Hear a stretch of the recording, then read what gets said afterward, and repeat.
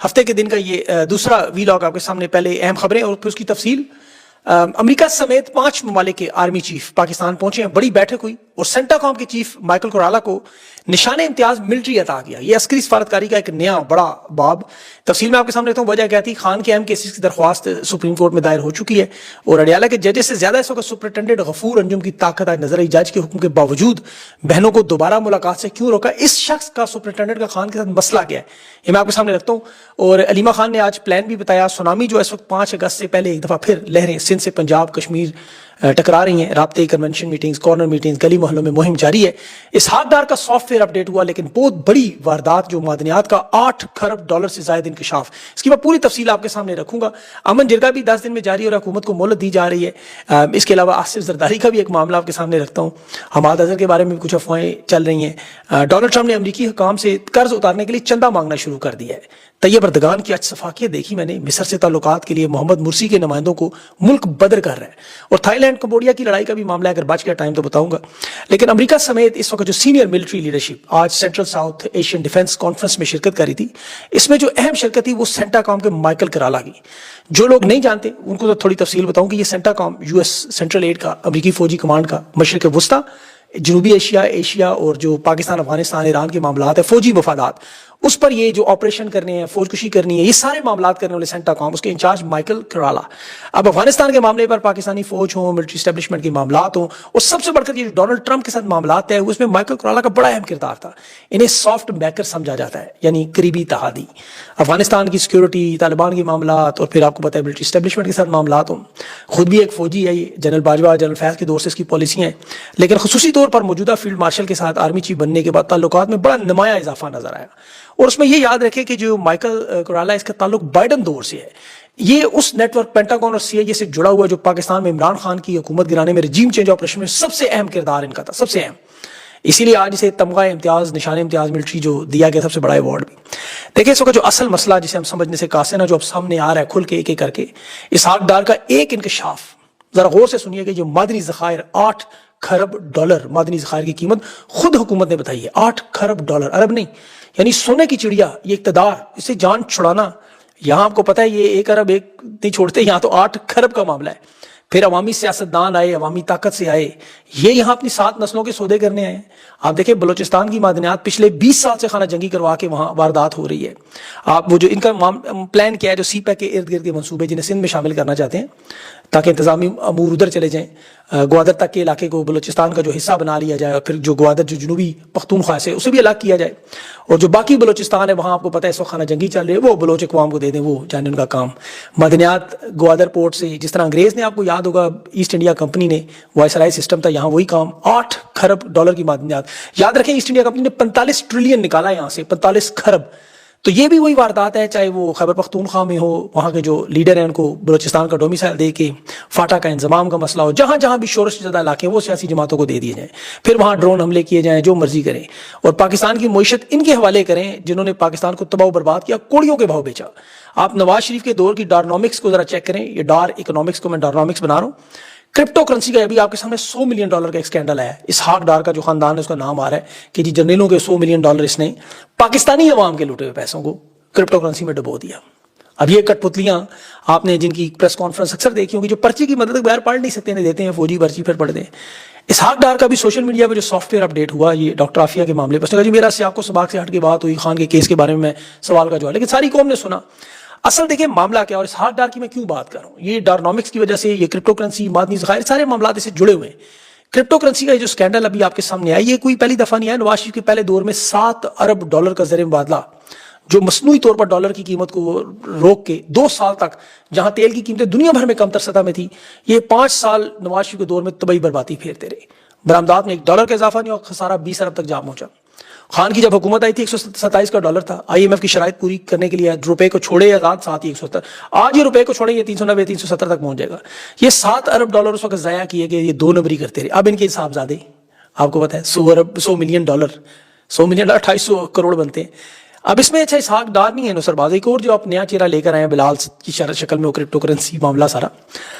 یہ دیکھیں یہ وہی ایک منی لانڈرنگ کا دنیا بھر میں طریقہ. اس کے بھی سلواڈور کے صدر سے بھی ملاقات ہوئی. کرپٹو کرنسی دنیا میں آپ کو پتہ ہے 2 سال سے اوپر بڑھ رہی ہے, 3 گنا قیمت, کوئی نقصان ہو ہی نہیں سکتا. یہ پتہ نہیں اتنے بیوقوف اور جاہل ہیں کہ کرپٹو کرنسی کی جائیں پتہ نہیں ہے، سمجھ نہیں کہ غلط جگہ میں انویسٹمنٹ کر کے $100 ملین تو پر بات کروا دیا.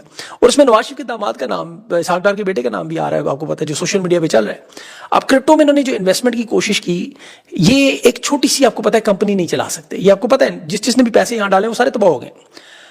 اب نواز شریف کے بیٹوں کو بڑا عقل مند سمجھتے ہیں، وہ لندن میں باقاعدہ ڈیفالٹ ہو کے آئے ہوئے ہیں. ادھر اسحاق ڈار کے بیٹے کے اوپر یہ الزام لگ رہا ہے. اب دونوں کی جو واردات اب پوری کیسے ہوگی، چینی میں، گندم میں، انڈیپینڈنٹ پاور پرووائڈرز میں، ہاؤسنگ سوسائٹیوں کے سکینڈلز میں، اور یہ معدنیات میں.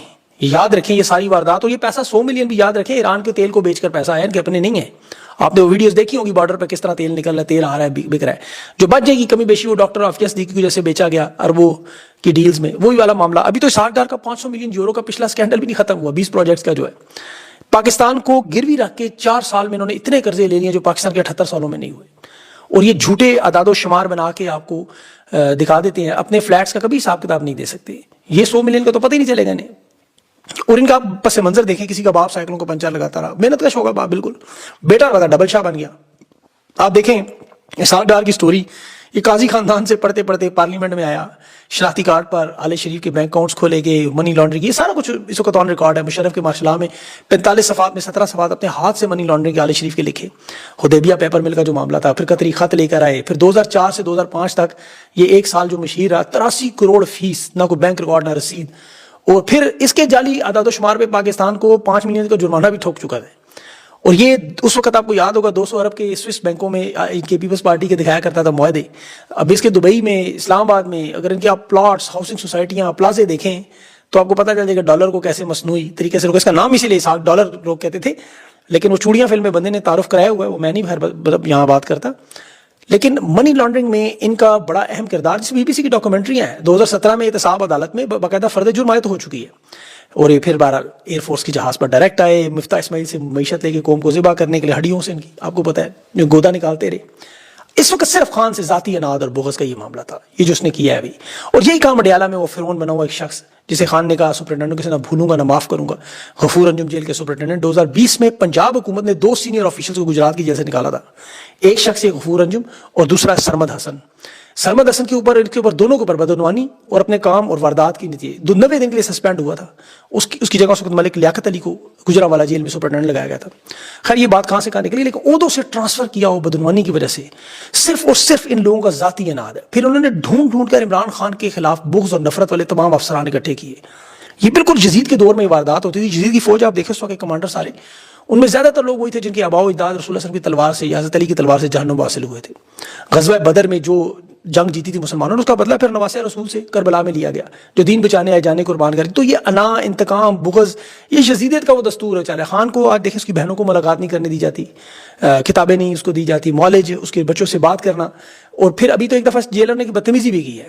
تو عمران خان عام طور پر نام نہیں لیتے کسی بندے کا، یہ سے چھوٹے افسران اس قابل بھی نہیں ہے. آپ کو پتہ ہے یہ ان کے تو مقصد ہی ہے اقتدار میں آئیں تو یہ قدموں میں گر جاتے ہیں. میں نے اپنی آنکھوں سے دیکھا تھا وہ کلاشنکوف کیس بنانے والا شیخ رشید پہ، لال ویلی کے بعد شیخ رشید کے پیروں کو ہاتھ لگا رہا تھا. خیر وہ مار گیا، اس کی کیا بات کروں. لیکن شیخ رشید کو وہ کہتا رہا کہ آپ حکم کریں، جنہوں نے آپ کے خلاف کیسز بنائے ہم ان کی جا کے چادر چار دیواری پہ ہاتھ ڈالتے ہیں. یہ نوکری کی خاطر سب کچھ کرنے پہ تیار ہے، سرکاری افسر کی مینٹلٹی ہے. اب دوسری طرف ایسا شخص کھڑا ہے جو ان کی کوئی بات ماننے کو تیار نہیں.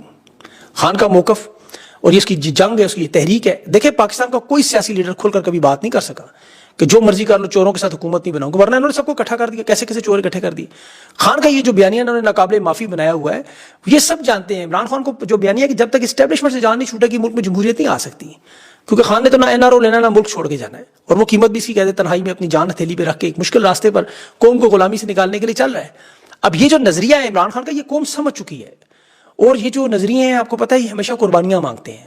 قوم کو آزادی قربانی دینی تھی. خان آج دے رہا ہے. یہ کوئی جذباتی باتیں یا نعرے نہیں ہیں. آپ پاکستان کی تاریخ اٹھائیں 78 سال کی، دیکھیں اس کو کہ پاکستان میں ہمیشہ جمہوریت کو لپیٹا گیا، عدلیہ کو تباہ کیا گیا، معیشت کو تباہ کیا گیا. آپ 78 سال کو بیٹھ کے پڑھیں کبھی، بار بار جمہوریت کی بساط کو جو لپیٹ دیا جاتا تھا. عدلیہ کے اندر جو فیصلے تھے وہ واٹس ایپ پہ، پہلے فون پہ آیا کرتے تھے. معیشت کو آپ دیکھ لیں، اسے چلنے نہیں دیتے اپنی مرضی سے. میں آپ کو خبر دیتا ہوں بلومبرگ کی، ابھی تازہ ترین خبر تھی. پاکستان کے روپے کی گراوٹ ہوئی ہے. اس میں جو نجی غیر ملکی زر مبادلہ کمپنیوں کا گروپ ہے، ان کی ملاقات ہوئی. ایکسچینج کمپنی ہے، ان کے ایسوسیشن ہے، چیئرمین اس کے ملک بوستان صاحب. ان کی ملاقات کیسے ہوئی؟ ISI کے director general major general Faisal Naseer صاحب سے. کیونکہ اس وقت جون میں پاکستانی روپے نے ڈالر کے مقابلے میں 2023 کے مقابلے سب سے زیادہ بڑی گراوٹ آئی ہے. اب یہ چیز ظاہر کر رہی ہے کہ معیشت ہو, مالی معاملات ہو, مارکیٹ جیسے امور ہوں, ان کی شمولیت, تاجروں کے ساتھ ملاقات دیکھیں, آرمی چیف کے FBR کے ساتھ وہ جو مذاکرات ہو رہے ہیں, ڈالر کا ریٹ ہو, دنیا میں معیشت کون سیٹ کرتا ہے؟ معیشت دان کرتے ہیں بڑے بڑے. یہاں ISI کے ڈائریکٹر جنرل کر رہے ہیں غیر رسمی ریٹ اس کو 288 سے اوپر جا چکا ہے, اور جون تک یہ اگست تک اسے 296 چلا جائے, بلکہ وہ لکی انویسٹمنٹ والے تو کہتے ہیں کہ 315 تک جا سکتا ہے یہ. تو اسٹیٹ بینک کے لیے پالیسیاں مشکل ہیں, اور اوپر سے آپ کو پتا ہے اگر امریکہ کی طرف سے تجارتی ٹیرف لگ گئے تو مزید تباہی بربادی نظر آئے گی. یہ خان ہی تھا جس نے ان حالات میں معیشت ٹھیک کی, ورنہ یقین کریں کہ بس کا کام نہیں ہے. 3.5 سال میں آپ دیکھ لیں آپ کے سامنے جو ہو رہا ہے, اور خان کی تو ذہانت ہے, لیڈرشپ ہے, آپ کو پتا ہے مزاحمت بھی اور قابلیت بھی ہے. یہ جو عمران خان کو ذوالفقار علی بھٹو کے ساتھ اکثر موازنہ کرتے ہیں نا لوگ, ہاشمی صاحب بہت زبردست اور بڑے رہنما, انہوں نے ایک لائن میں ترجمہ کیا کہ ذوالفقار علی بھٹو بھی کمپرومائز تھا, اس کے پاس بھی عمران خان سے آدھا مینڈیٹ تھا, اس کے پاس تو ایک صوبہ یا زیادہ دوسرے صوبے میں تھی, پنجاب میں. یہاں عمران خان کی پاکستان کے بنگلہ دیش بر صغیر میں جو مقبولیت ہے, عمران خان کے خلاف دیکھ لیں آپ, اللہ کی طرف سے جو کھڑا ہو اس کے خلاف. یہ یہودی لابی کا الزام لگانے مولانا صاحب کو دیکھیں, خیبر پختونخوا میں ان کی سیاست کا کیا حال ہوا, یہ نون لیگ پیپلز پارٹی کا کیا حال ہوا. عوامی صورتحال میں تو ختم ہو چکے ہیں, تو خواتین کو لا کے پنڈی سے تعلقات بنا کے انہوں نے حکومت شروع کی. اس سارے پروپیگنڈے کے باوجود خان تو پھر بھی 3/4 اکثریت سے ابھی بھی الیکشن جیتا ہوا ہے. سب سے زیادہ نشستوں کا ریکارڈ بھی خان کا اپنا ذاتی. انہوں نے اس کے بیٹے, اہلیہ, اس کے جانوروں, اس کے ورکروں, جس پر مرضی الزامات لگائے, لیکن وہ شفاق احمد صاحب نے کہا نا, جس پہ اللہ کا کرم اس سے پنگا نہ لو. تو آج دیکھ لیں انہوں نے پنگا لیا تو حالات کہاں ہیں, کہ یہ جنگ جیتے ہیں ہندوستان سے اتنی بڑی, اور خواجہ آصف تو پہلے ساری ہارے ہیں, پہلی جنگ جیتے ہیں, لیکن پھر بھی مقبولیت کہاں ہے. اور 9 مئی کا کیس, اب اندلیب عباس, مراد راز, جن کی کالیں آپ دیکھتے رہے, جو استحکام پارٹی میں چلے گئے, ان سب کو معاف کیا گیا. ابھی اس میں ایک اور شخص سامنے آیا, سید ذوالفقار علی شاہ. یہ 9 مئی کو یہ MP ہے, ممبر پنجاب اسمبلی ہے نون لیگ کا. یہ جناح ہاؤس کے سامنے فینسنگ میں کھڑا ہے, اور اسی وقت شاہ محمود قریشی کراچی میں, انہیں جیل میں, اور اسے نون لیگ کا MP ہے. شاہ محمود قریشی کی دیکھیں وفاداری پہ شک نہ کریں, بخدا اگر وہ بندہ خان کا ساتھ چھوڑے تو وہ آج نون لیگ کا وزیر خارجہ ہوتا, گارنٹڈ. وہ امریکہ میں وہ ملاقاتیں کرتا, اس نے نہیں کی, وہ جیل میں بیٹھ کے اس عمر میں. تو اس طرح ان چیزوں کو دیکھیں. ابھی نون لیگ کو, ابھی نواز شریف صاحب کا تو کردار آپ نے دیکھا, جو پولیس والے پردے کے پیچھے چھپ کے سنتے رہے, وہ بھی نون لیگ سے تانے بانے جا ملے. اڈیالہ جیل کا سپرنٹینڈنٹ ہو, یہ سارے وہی لوگ ہیں جنہیں فرنٹ مین کے طور پہ استعمال کیا جاتا ہے. جس طرح وہ ان کا وہ کون تھا, مقصود چپڑاسی, جس کے اکاؤنٹ سے وہ اربوں نکل آئے تھے پاپڑ والوں کے سارے. دیکھیں اسٹیبلشمنٹ کرنا کیا چاہتی ہے, میں آپ کو بتاؤں, یہ صرف ایک کام کرنا ہے, خان 9 مئی کی معافی مانگے, ہم عوام میں اس کو شرمندہ کر کے بیانیاں توڑ دیں. یہ بیانی کی ساری کھیل ہے اور کچھ بھی نہیں ہے اس میں. اسٹیبلشمنٹ کے لوگ یہ جو دعویٰ کرتے ہیں کہ ہم نے بڑا دل اپنا بڑا کر دیا.